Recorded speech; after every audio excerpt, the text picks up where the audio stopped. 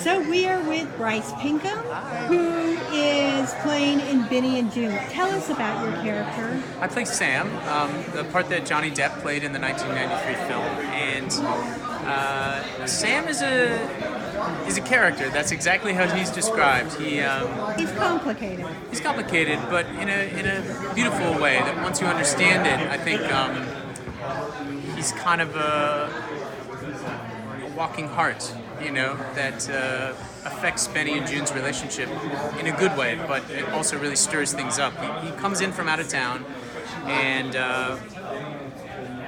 Joon loses a bet and has to take him in. And so he sort of makes himself at home with Benny and Joon, and he and Joon ultimately form a really strong bond and have their own version of a romantic relationship. But the true love story is actually between the brother and sister, and Sam sort of plays the character that comes in and forces them to look at what's keep holding them back from moving their lives forward. Now you have a tendency to play people that are just a little bit off kilter. Yeah.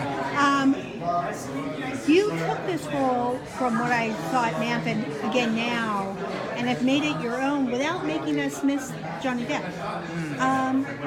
Can you tell us your process into getting into Sam? Yeah,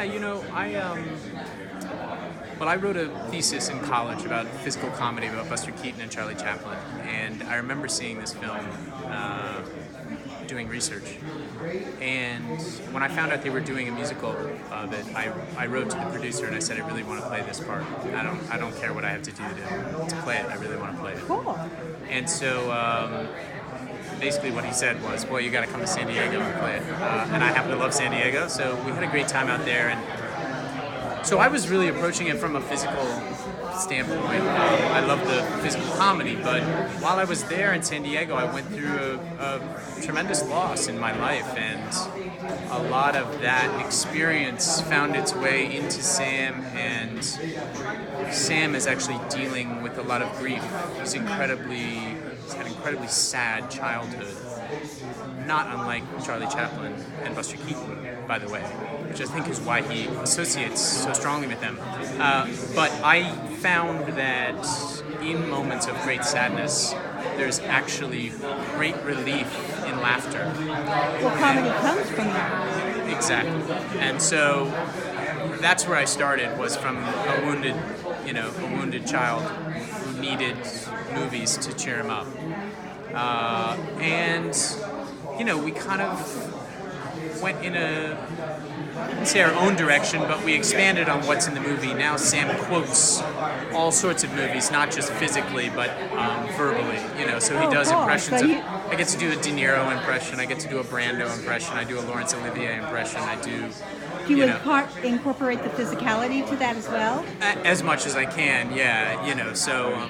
So we really kind of expanded what Sam is capable of, and the physical comedy as well. I get to do some hat tricks and some juggling stuff, which is I remember when you did it at NAMT. You did some of that at NAMT, but I was like, I can't believe they're not showing that. Yeah. Well, I think we save it for the day of when it's finally ready to go. I was pretty ready to go when I saw it at NAMT. Oh, thank you. I've been following the show since then. Yeah. I fell in love with it. Yeah, it's a little show that could, this one, and I couldn't refuse the opportunity to do it again, and I won't lie, it's been difficult doing this and superhero at the same time, but I wouldn't have it any other way. You have to do what your artistic soul wants you to do. Are there roles that you'd like to take on that you haven't had a chance to take on yet?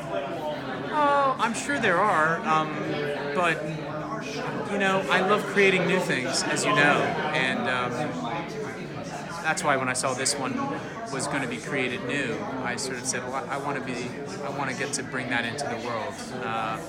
This is my favorite thing to do, is create original stuff. But yeah, I'm sure there are roles out there that will reveal themselves to me.